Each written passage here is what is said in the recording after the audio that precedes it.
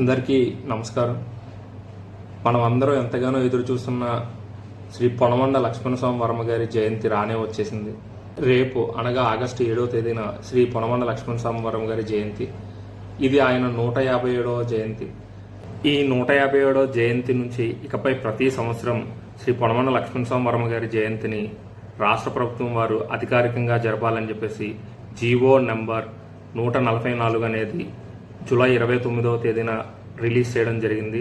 ఈ సందర్భంగా మనం ఆంధ్రప్రదేశ్ రాష్ట్ర ప్రభుత్వం వారికి మనస్ఫూర్తిగా కృతజ్ఞతలు తెలియజేసుకుంటున్నాం. అలానే చాలామందికి మన పొనమండ లక్ష్మణస్వామి వర్మ గారి జీవిత చరిత్ర తెలియదు. ఆయన దేనికోసం కృషి చేశారు, దేనికోసం ఆశయించారు, ఇలాంటి వివరాలు మనలో చాలామందికి తెలియదు. నాకు తెలిసిన కొన్ని విషయాలు మీతో ఈరోజు పంచుకుంటున్నాను. పొనమండ లక్ష్మణస్వామి వర్మ గారు 1869వ సంవత్సరం ఆగస్టు 7వ తేదీన కోరంగిలో శ్రీ వెంకటరెడ్డి మరియు శ్రీ వెంగమాంబ దంపతులకు జన్మించారు. పొనమండ లక్ష్మణస్వామి వర్మ గారు ఆయుర్వేద వైద్య నిపుణులు. ఆయన దాదాపుగా 120 ఆయుర్వేద ఔషధాలను కనిపెట్టారు.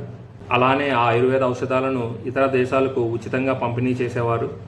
అప్పట్లో మనకి ఈ మోటార్ సంబంధించిన రవాణా కానీ ఏది లేకపోవడం వల్ల చాలా వరకు ప్రజలు ఎడ్ల బండులు లేకపోతే కాలినడకన ఏదైనా ఊరు నుంచి ఊరికి ప్రయాణం సాగించేవారు. అలాంటి వారి కోసం చలివేంద్రాలు, అలానే వసతి గృహాలు, అలానే భోజన సత్రాలు లాంటివి ఆయన అనేకమైనవి ఏర్పాటు చేశారు. అలానే అప్పటి మద్రాస్ ప్రెసిడెన్సీ కాలంలో తూర్పుగోదావరి జిల్లాలో మొట్టమొదటి ప్రెస్ క్లబ్ను స్థాపించింది కూడా శ్రీ పొనమండ లక్ష్మణస్వామి వర్మ గారే. ఇలా సమాజానికి అనేక సేవలు చేసి అలానే ఆయన పుట్టిన కులమైనటువంటి అగ్నివన్నికుల క్షత్రియ సమాజానికి ఎనలేని సేవలు అందించారు. 1888వ సంవత్సరంలో వన్నికుల క్షత్రియ మహాసంఘం అనేది ఏర్పాటు అవ్వడానికి కూడా శ్రీ పొనమండ లక్ష్మణస్వామి వర్మ గారే ముఖ్య కారణం. అలానే 1900వ సంవత్సరంలో అగ్నికుల క్షత్రియ మహాసంఘాన్ని కూడా శ్రీ పొనమండ లక్ష్మణస్వామి వర్మ గారు స్థాపించారు. ఇవే కాకుండా 1901వ సంవత్సరం నుంచి 1908వ సంవత్సరం దాకా బ్రిటిష్ అధికారి అయినటువంటి ఎడ్గర్ థర్స్టన్ మరియు రంగాచారి గారు దక్షిణ భారతదేశం సంబంధించి మద్రాస్ ప్రెసిడెన్సీలో ఉన్న ప్రతి గ్రామానికి సందర్శించి అక్కడ ఉన్న ప్రజల యొక్క స్థితిగతుల గురించి, ఆ కులాల యొక్క ఆచారాల గురించి 7 వాల్యూమ్ల చెప్పున ఈ పుస్తకాలు అనేవి రచించారు. ఆ పుస్తకాల పేరు క్యాస్ట్ అండ్ ట్రైబ్స్ అనే పేరుతో 7 వాల్యూమ్ల పుస్తకాలు రచించి ఆ పుస్తకాలను 1909వ సంవత్సరంలో ప్రజల మధ్యకు పబ్లిష్ చేశారు, అంటే విడుదల చేయడం జరిగింది.